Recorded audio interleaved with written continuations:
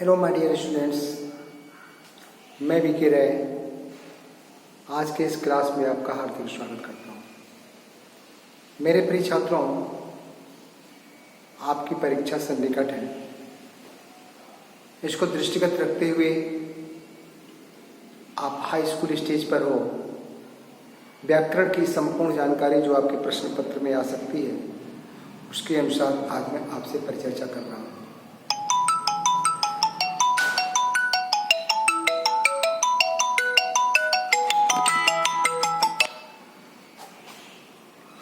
आपसे मैं परिचर्चा कर रहा हूं।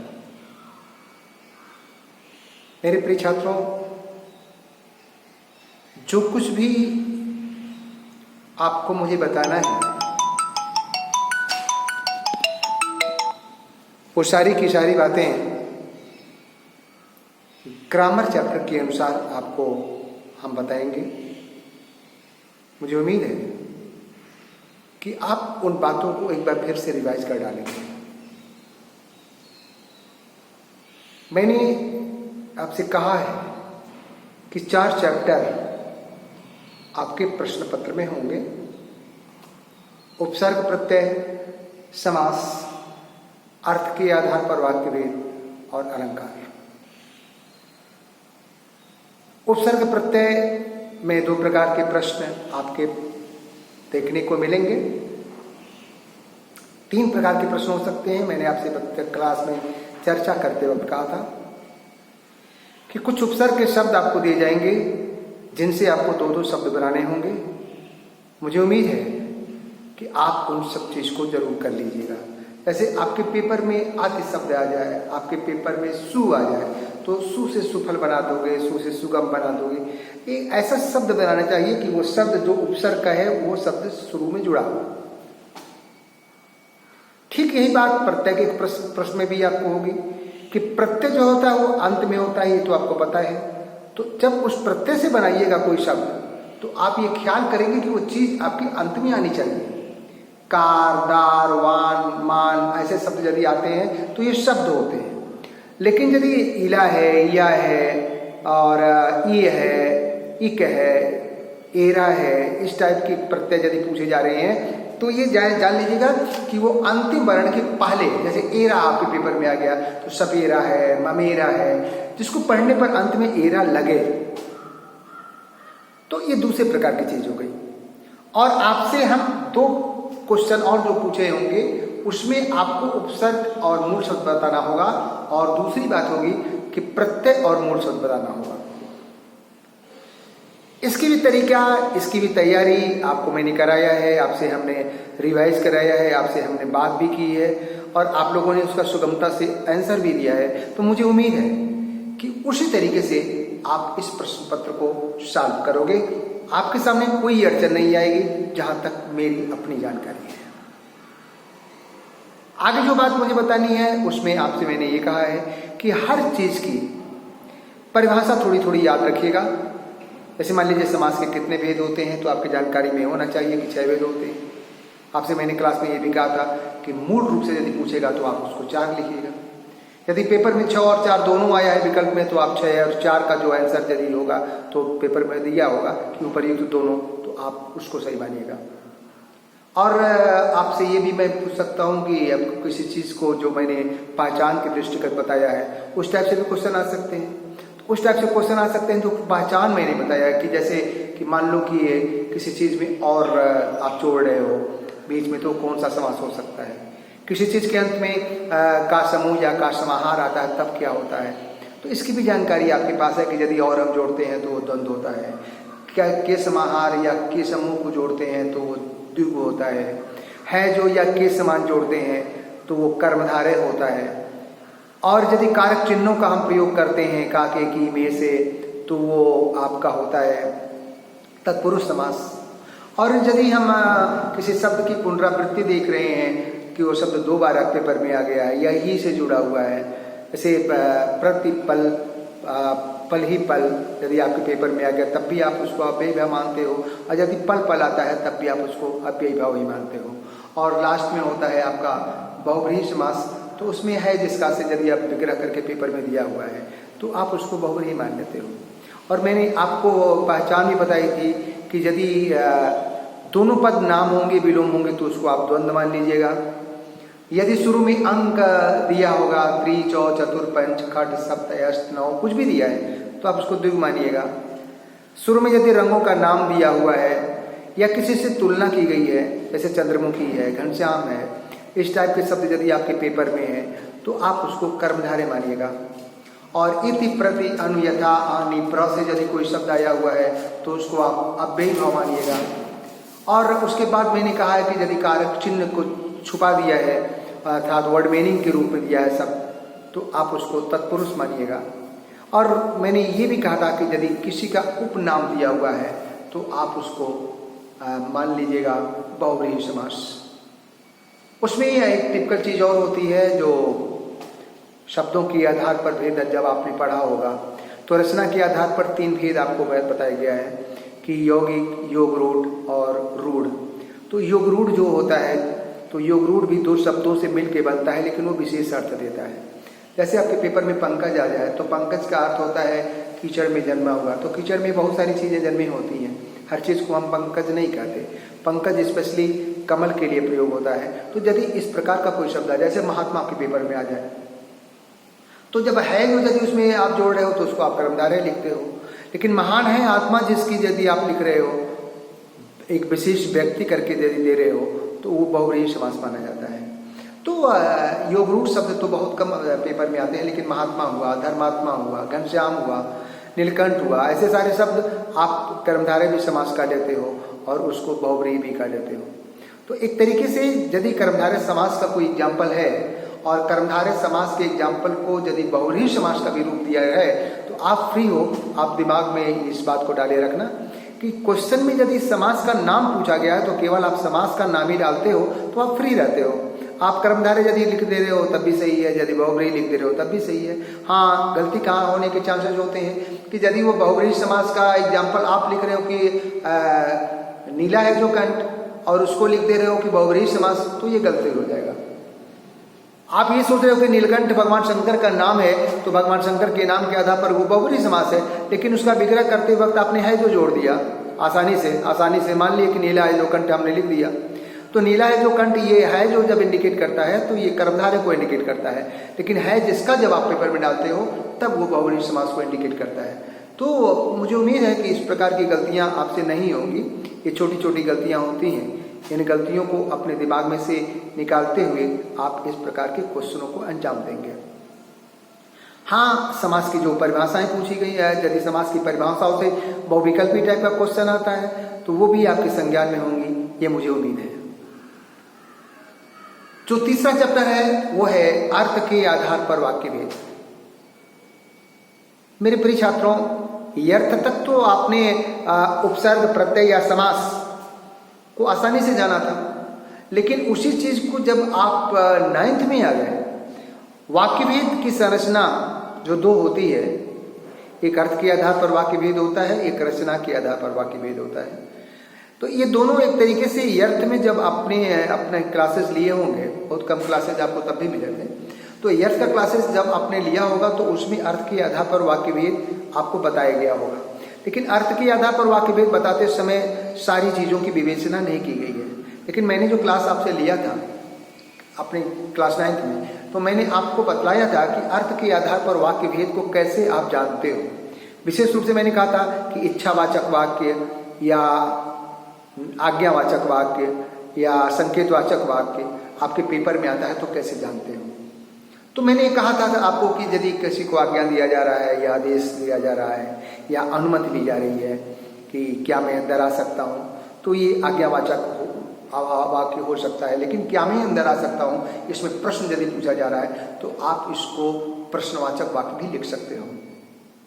लेकिन हाँ, तुम अंदर आ सकते हो, तुम अंदर आ सकते हो, तुम अंदर आ जाओ, इस टाइप का वाक्य यदि दिया जा रहा है तो एक तरीके से आपको परमिशन दिया जा रहा है। तो यदि अनुमति आपको दी जा रही है तो ऐसे वाक्यों को आप निश्चित रूप से आज्ञावाचक वाक्य ही लिखेंगे।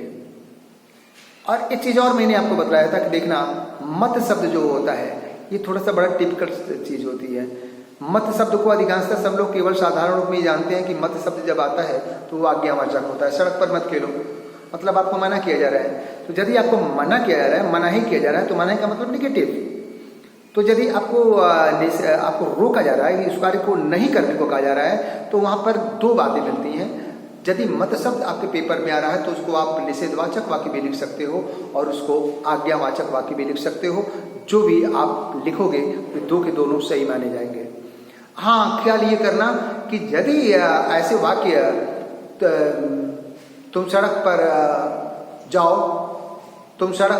यदि ये वाक्य तुम सड़क को पार करो, यदि वाक्य आपके पेपर में आ गया, और यदि ये कहा जा रहा है तुम कि आप इसको निषेधात्मक में बदल दीजिए, तो तुम सड़क को पार न करो, ये होगा। और जब उसको ये, लेकिन यदि आज्ञावाचक भी कहा जा रहा है, आज्ञावाचक में यदि न का प्रयोग कर रहे हो तो वो गलत हो जाएगा। तुम सड़क को पार नहीं करो, तो ये सामान्य रूप में बात हो गई। लेकिन जब स्ट्रिक्टली बोल्डली किसी चीज को मना किया जाता है तो वहां पर मत शब्द का आप प्रयोग करते हैं, जो कि आज्ञावाचक का संकेतक होता है। तो आप इस बात को अपने दिमाग में रखिएगा। वाक्य परिवर्तन करते समय इसकी बड़ी भूमिका होती है। इच्छावाचक में मैंने आपको बताया था कि इच्छाएं जब मन में आती हैं, आप किसी को शुभकामना देते हो, किसी के प्रति आशीर्वाद, दूध हो ना आओ पूतो फलो, भगवान करे तुम सदा सुखी रहो, सदा प्रगति करो, ये आपकी इच्छा कर रही है। वाकई आपको बता दे रहा है कि क्या मन में किसी के प्रति एक अच्छा भाव है। तो ऐसे वाक्य जब आपको देखने को मिलते हैं तो इसको हम इच्छावाचक वाक्य बोलते हैं। और इसमें एक काश शब्द आता है। काश होता है मन का एक छोटा सा दर्द। तो यदि काश शब्द आपके पेपर में आता है तो काश शब्द को अपने दिमाग में रखो कि काश भी इच्छावाचक होता है। काश में थोड़ा और मेहनत किया होता है, ये आपकी इच्छा हुई, आपने उस कार्य को पूरा नहीं किया सही रूप से। तो जब सही रूप से नहीं किया तो जब आपके नंबर कम आए तो आपके मन में इच्छा एक जगी, काश मैं थोड़ा और मेहनत किया होता। तो ऐसे सेंटेंस जब आपको मिले तो आप उसको इच्छावाचक के रूप में लिखना। आपसे मैंने कहा था कि संदेह, संभव, संभावना, संभवता, शायद, ये शब्द जब कभी प्रारंभ में आपको देखने को मिले तो आप उसको निश्चित रूप से जानिएगा कि ये हमारे संदेहवाचक वाक्य को इंडिकेट कर रहे हैं। हाँ, यदि ये चीजें नहीं मिल रही हैं, शायद, संभव, संभावना, संभवता नहीं देखने को मिल रहा है वाक्य में केवल, तो आपका ध्यान तब क्रिया की तरफ जाएगा। यदि किसी सेंटेंस की क्रिया होगा से समाप्त हो रही है तो आप उसको जरूर मान लीजिएगा कि ये भी संदेहवाचक वाक्य है।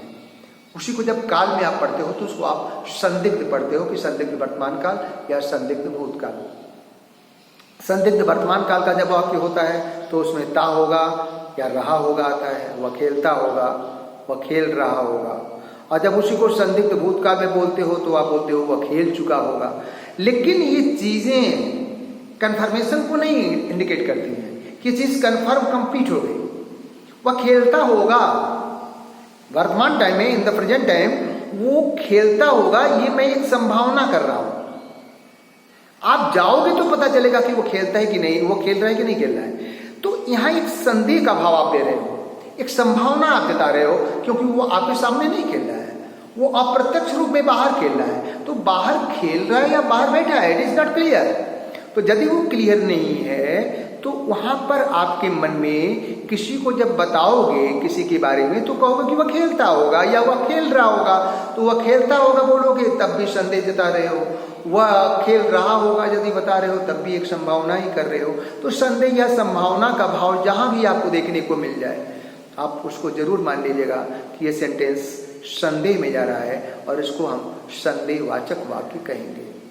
उस वाक्य की यदि पूर्णता भी आप कर रहे हो कि वह खेल चुका होगा, वह खेल लिया होगा, तब भी आप उसको मानिएगा कि ये संदेहवाचक वाक्य है। अर्थात कहने का मतलब ये हो गया कि यदि लास्ट में होगा, होगी, होंगे यदि आ रहा है तो आप उसे निश्चित रूप से ये मानिएगा कि ये संदेहवाचक वाक्य का उदाहरण है।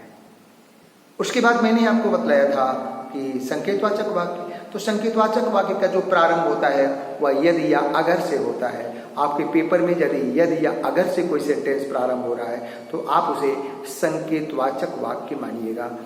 तो एक तरीके से, और विस्मयवाद वाला तो आप सब कन्फर्म हो, उसमें विस्मयादिबोधक चिन्ह देखने को मिलता है। तो जहाँ विस्मयादिबोधक चिन्ह देखने को मिल गया उसको आप निश्चित रूप से बड़े आराम से जान लेते हो। साधारण सा छात्र भी उसको लगभग जान लेता है कि वो विस्मयबोधक का संकेत कर रहा है, इसलिए विस्मयादिबोधक वाक्य हो गया। तो एक तरीके से अर्थ के आधार पर जो 8 भेद होते हैं उन 8 भेदों के बारे में आपको सुपरिचित ज्ञान मैंने क्लास में दे दिया है और मुझे उम्मीद है कि आपके पेपर में जो कुछ भी आएगा आप उसको उसी तरीके से करेंगे। यदि वह आपके पेपर में ये आ जाए कि वह खेल रहा होगा और या वह खेलेगा, यदि ऐसा या वह खेलता है, वह फुटबॉल वह खेलता है, वह खेला, वह खेलेगा, वह खेल रहा है, वह खेल रहा होगा, कुछ भी आ जाए और इसको यदि वो कह रहा कि नहीं संदेह में बदल दो, तो जब संदेह में बदलना तो संदेह में कभी भी आप गागेगी का प्रयोग मत कीजिएगा। जब आप शायद संभव संभावना से कभी भी वाक्य को शुरू करें अर्थात संदेहवाचक वाक्य यदि बना रहे हैं तो प्राय आपका प्रयास ये हो कि आप शायद से ही वाक्य बनाएं। वह खेलता है, शायद वह खेले, वह खेलेगा, गा को हटा दीजिए तब भी लिखो शायद वह खेले। तो एक तरीके से ये मिल गया कि यदि वो भविष्यत काल का वाक्य, फ्यूचर टेंस का वाक्य, तो गागे की को हटा दीजिए, अपने आप बन जाएगा और शायद को जोड़ दीजिए। वह खेलेगा, खेलेगा को गा को हटाइए तो शायद और शायद को जोड़ दीजिए तो शायद वह खेले। वो भी हो गया आपका ये संदेहवाचक वाक्य। तो एक तरीके से जब संदेहवाचक वाक्य को आप बनाते हो तो आप क्लियर हो कि उसमें हम शायद शुरू में जोड़ दें, लास्ट में से गागेगी को हटा दें, केवल क्रिया को हम सामान्य काल में ये सामान्य क्रिया का रूप दे दें, बस मेरा वाक्य बन जाएगा। गागेगी, ता है, ती है, ते हैं, ता था या कुछ भी नहीं जोड़ेंगे, केवल बस आए जाए, खाए पिए, खेले उठे बैठे, इस टाइप की क्रिया जोड़ेंगे और संदेहवाचक वाक्य आपका बन जाएगा। तो मुझे पूरा विश्वास है कि आप अर्थ के आधार पर वाक्य भेद के प्रश्न को सही रूप से जरूर कर लेंगे, क्योंकि इसकी संपूर्ण जानकारी मैं आपको दे चुका हूं और आज एक बार फिर भी रिवाइज के तौर पर मैंने आपको ये बता दिया। अब आइए लास्ट चैप्टर आपके पास अलंकार है। अलंकार में आपको मैंने कहा है कि आप एक तरीके से इस परीक्षा के लिए तैयार रहिएगा। अनुप्रास, यमक, श्लेष, उपमा, रूपक और उत्प्रेक्षा के साथ। लेकिन इसमें से श्लेष जो है वो थोड़ा सा टिपिकल होता है, तो श्लेष की तैयारी यदि विशेष रूप से नहीं भी हो पाती है तो उसकी एक साधारण सी सरल प्रक्रिया है कि यदि आप अनुप्रास, यमक, उपमा, रूपक और उत्प्रेक्षा की जानकारी रखे हो और यदि ये नहीं है तो निश्चित रूप से उसको आप मान लीजिएगा कि श्लेष है। अक्षर बार बार आ रहा है, क्रम से आ रहा है, अनुप्रास हो जाता है। वो अक्षर शुरू में भी आ सकता है, लास्ट में भी आ सकता है। नाथ नील नल कवि दो भाई, नाथ नील नल न न न, अनुप्रास हो गया। और सजत सजावत सरस्वती हर्षति, सजत ती सजाता सजावत ती सरस्वत, इसमें लास्ट में भी आ रहा है।